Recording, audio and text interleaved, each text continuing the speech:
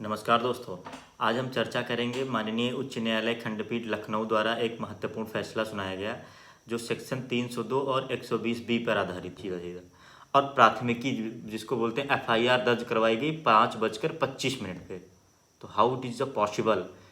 तो जज साहब ने इस चीज़ को पॉइंट नोट करते हुए दिया कि आप हत्या हुई 5 बजे और आप एफआईआर दर्ज करवाने चले गए 5:25 पे, ये जो कि बेहद असंभव है।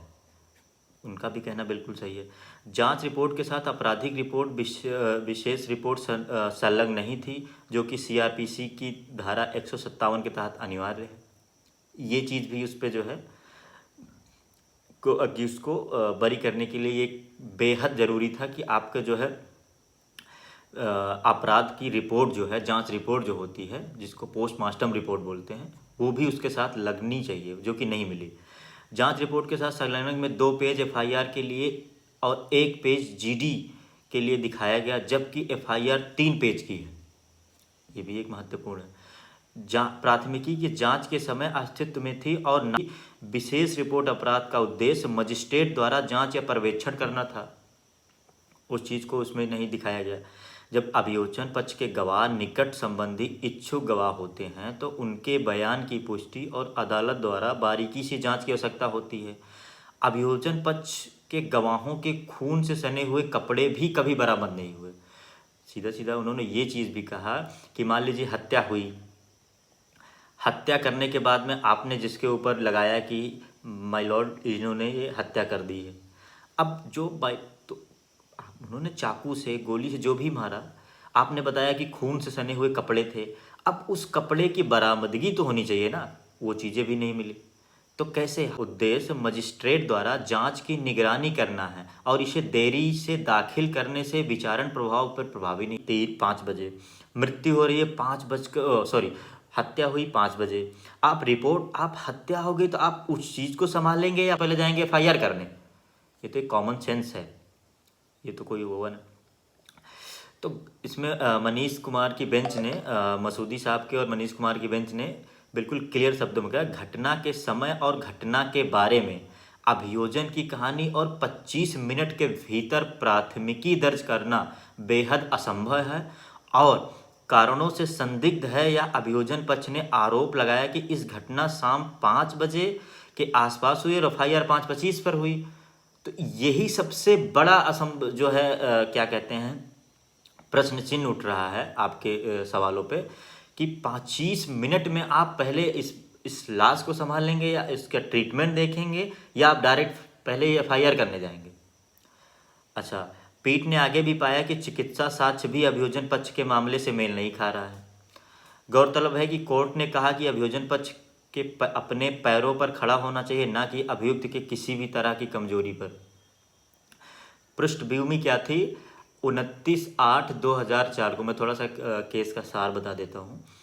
29/8/2004 को शाम लगभग 5:25 पर एफआईआर दर्ज कराई गई, जिसमें धारा 302 और 120 भी दायर किया गया। उसके तहत अशोक गुप्ता के पिता थे, जिसमें बताया गया कि 29/8/2004 को लगभग 5 बजे जब शिकायतकर्ता अपनी बेटी अलका, अनीता, अपराजिता, अनामिका और बेटा सचिन के साथ घर पर मौजूद था, उस समय अपीलकर्ता मतलब जो अक्यूज थे, अपीलकर्ता आलोक गुप्ता और विशाल गुप्ता एक अज्ञात व्यक्ति के साथ हाथों में तमंचा लेकर घर में घुस गए और तीनों आरोपियों ने अजय गुप्ता की पत्नी अपराजिता की बेटी, जो दूसरे कमरे में अपनी बहनों के साथ थी, जान से मारने की नीयत से उस पर अंधाधुंध फायरिंग कर दी। अब ये कहाँ तक सही है? इसके बाद शिकायतकर्ता अपनी बेटी को अस्पताल ले गया, जहाँ पर डॉक्टर ने उसको मृत घोषित कर दिया। अच्छा, अब यहीं पे केस का इसका सिस्टम में आता है कि अब आप अपनी बेटी को हॉस्पिटल ले जा रहे हैं। हॉस्पिटल ले जाने में कितना समय लगता है? आप लोगों को भी पता है, हॉस्पिटल में ले जाएंगे, अगर गोली पड़ी है या कुछ भी है, तो तब जब तक आपका जो है रिपोर्ट दर्ज नहीं होती है, जब तक आपका पूरा हवाला नहीं लेते, तब तक डॉक्टर उसको हाथ नहीं लगाता है। तब आप हॉस्पिटल गए, हॉस्पिटल के बाद में फिर आप क्या कहते हैं, डायरेक्ट फिर आप थाने गए, अपनी बेटी को छोड़कर आप थाने जा रहे हैं और वहाँ पे 2.5 से 3 पेज का एफआईआर दर्ज करवा रहे हैं। ये पॉसिबल है? नो। क्योंकि जिस समय ये बहस चल रही थी उस समय कोर्ट में मैं भी था, तो मेरा भी एक तर्क था कि जो ये अपील करता है इनका जो तर्क है बिल्कुल सही है।